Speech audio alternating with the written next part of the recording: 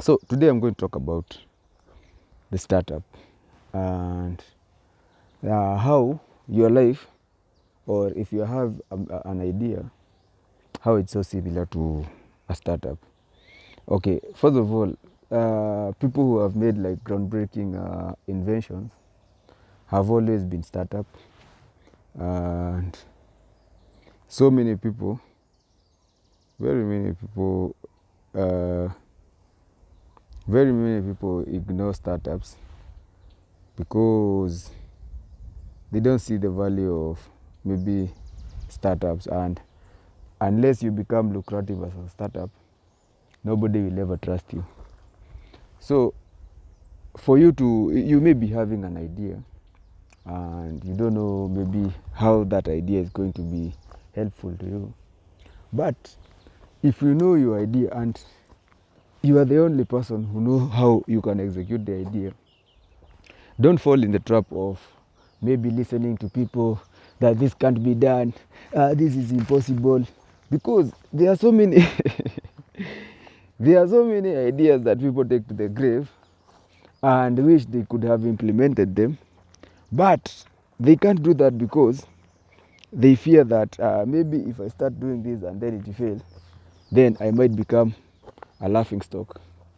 I might become a laughing stock among my peers, or I might become a laughing stock among other things. But if you take your idea and work on it, believe me, the probability and the chance of your idea getting big,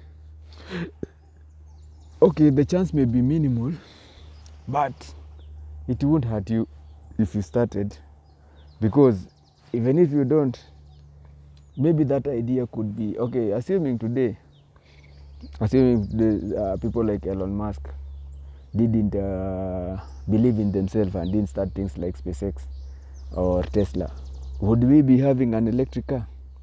Assuming people like those inventors of Facebook, Twitter, assuming akina Jack Dorsey were afraid of working on their ideas, do you think we'd be having a social media platform like Facebook, Twitter, and the others like in Instagram? No, we wouldn't. But those people followed through about the idea, and although so many people maybe initially were skeptical that hey, maybe your idea is it will never come through, what you should you should just put you should just plug your ears and continue working. It may take you years, you may not be having funds, but sometimes you have to sacrifice maybe making a lot of money.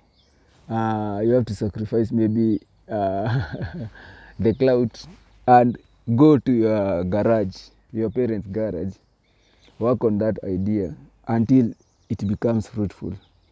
I don't know how long it might take you, but the problem is so many people are afraid of doing that because they fear maybe they might become laughing stock, or maybe some people may say they are bankrupt or something. But if you know and if you believe in yourself and you know that one day this idea may not only come to help me but may come to help a generation, don't allow yourself to die with that idea. Yes, I know. I know. So you may be saying that I'm a doomed prophet, but I know startups don't get finance. Like if you work in a financial institution, you'll agree with me that few people, you'll agree with me that organizations don't finance startups. Why? Because they don't know if they'll be profitable or not. Regardless of how potential the startup looked like, unless you start working on it to a point whereby maybe it has gotten its first several customers, that's when you get investors. Otherwise, nobody is willing to nobody is willing to finance a startup. And that is why in your case, okay, you may be having, assuming maybe you completed you just graduated, you have a brilliant idea. But there are so many people in this world who have brilliant ideas, But the problem with having brilliant ideas and not executing them is they end up becoming like have you ever gone to a car junkyard? There are so many cars there. Some maybe they used to be very nice cars, but in that junkyard you can get a very good car, but unless maybe you work on it, it's never going to see the light again and restore its glory again. So if you're having an idea and you don't have the money, you don't have to start working on it when you have the finances. No, I believe every idea, there's a way that you can work with the least resources that you have. If you have an idea and maybe the only way you can work on it is to learn a skill, then by all means you should learn that skill. Okay, if maybe you have an idea of creating a platform like say Uber, and you have a way that deep down in your life, in your soul, you know that if this is something that is solving this and this problem, but the only way I can do this, because right now I don't have money to hire developers, I don't have money to hire designers, I don't have money to hire maybe cyber security officers. What you can do, you can either look for a person that is an expert in that area. If you are a designer, you can look for an expert, for a person who is an expert coder, maybe is a front-end developer or a back-end developer. Then you design, and then you decide to share the shares. But if you feel that this idea is great and you don't have a person that you can partner with, there's no harm in learning a skill that can help you develop that app. Because learning a skill will maybe take you like say 1.5 years. And if you are learning that skill and still developing that app, you will, okay, it will be more exciting because you are killing two birds with one stone. You are working on your app and you are learning a skill that will become vital in what you are building.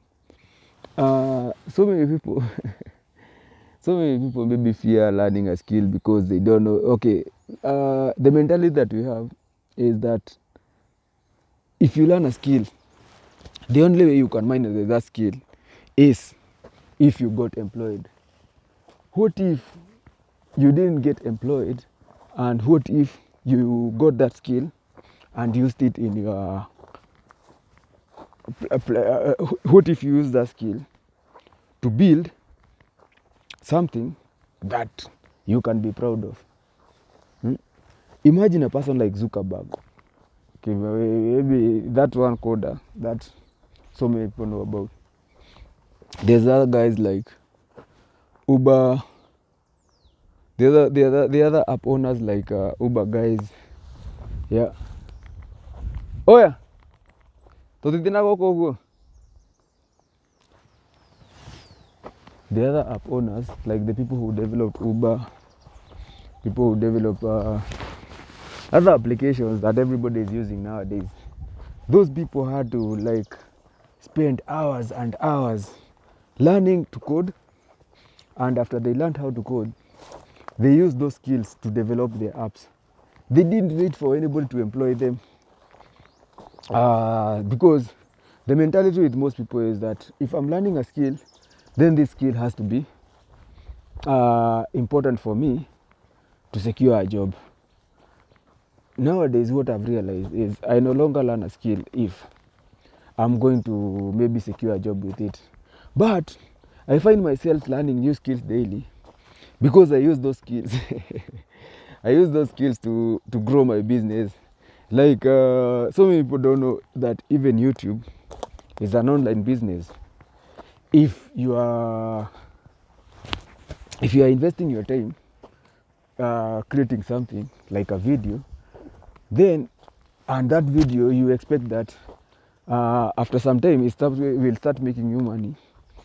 If you want to become a full-time YouTuber, then you invest your time learning skills like learning skills like how to manage a YouTube channel. You have to get skills like how to edit videos. You have to get skills like how to edit thumbnails, because these are some of the things that will help your business grow. And if you can't do that, then you'll have to pay another person to do that. But you don't have the money, but you have enough time. If you don't have resources, then you have enough time, and you can use that time to build your business. Nobody will invest in your business unless they can see the results. And that's why if you are maybe starting a business, it could be even a YouTube channel, or maybe you want to develop an app, you have to learn how to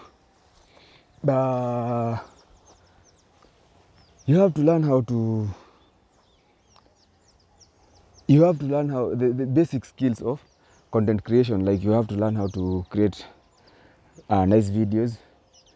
You have to learn how to do sound design. Sound design is linking videos with audios.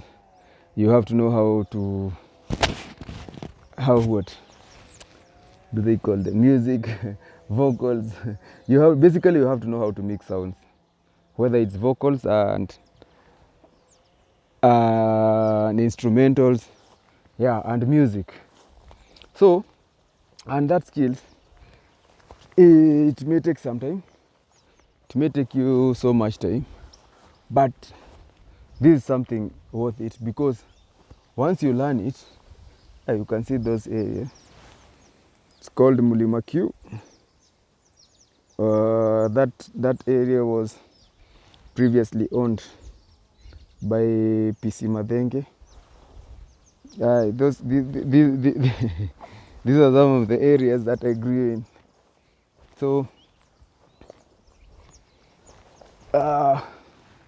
we used to go hunting in those hills there when we were kids. We used to go hunting there, but it was a long time ago. I think I was like 10. No, I think I was like 10. It was a very long time ago. So let me try zooming. It's called Mulima Q.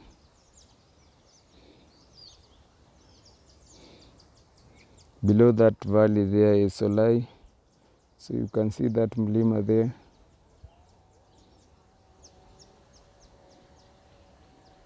So that's Solai.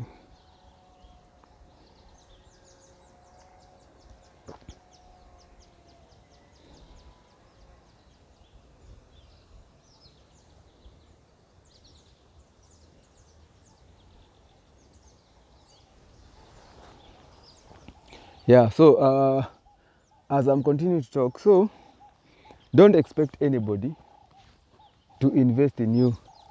And in most cases, most people will always try to derail you. If you are working on something, most people will never want you to make it out of the rut. It's like a crab in the bucket mentality. So that's the Colonial Church I was telling you. You can see it's an Anglican church. This view is not the perfect one. We'll get a better view somewhere. But it's a I think it was built in the 1900s. It's a colonial church.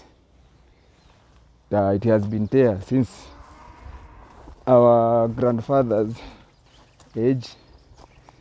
Yeah. So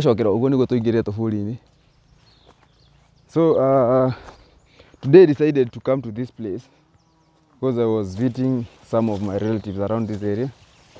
Then I thought it would be nice to come to this place for once. I think start getting back. So I was talking about you being a startup and you not expecting anybody to fund you. Very many people, very few people will even motivate you. They won't give you any assistance when you're working on a startup. They will never, they will never even motivate you and tell you, yeah, your idea one day it might come good. No, Most people, what they'll do, they'll bash your idea. They'll make you look like a fool. And if you don't look at it well, you might end up hating your idea. Whereas it's a good idea. So sometimes when you're working on an idea, it's best if you remain quiet. Don't tell so many people about it, because not everybody will be happy about it. In fact, most people will try to tell you that, yeah, the idea can't work here. This thing in Kenya, no, it can't work. So what you need to do, when you start an idea, just work on it and only reveal it when you know I'm ready to deploy it. Otherwise, if you tell people about the idea, they will not only frustrate the idea, but they might also end up you will be persecuted because of the idea. The good thing now is nowadays you don't have like to get mentorship from it. There are so many places you can get mentorship from. If it's a skill you are learning, there are so many places you can learn a skill from. So when it comes to things like maybe gatekeeping, nowadays even gatekeepers, unless maybe it's okay, of course gatekeepers are real, especially in the corporate. In the corporate but it's only in all industries. Entry into any industry is very hard, and yeah, entry into any industry is very hard. So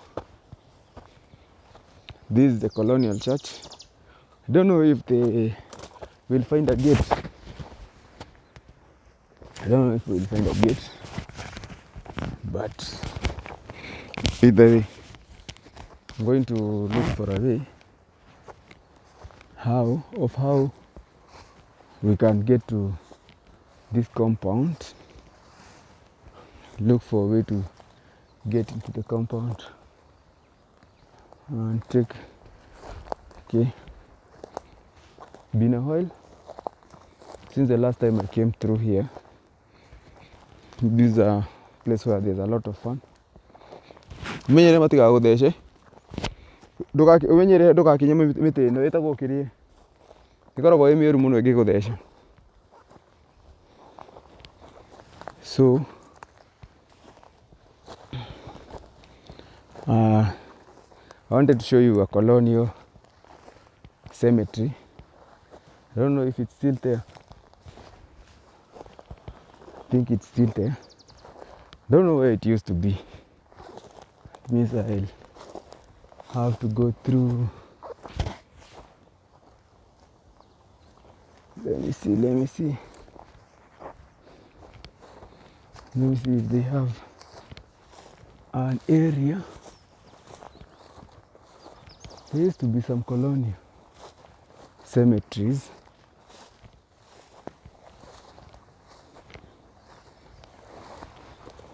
I think those colonial cemeteries were destroyed. I don't know. There used to be many. Now they even have a school. Let's go. I think there's I've seen a gate. So we start another video.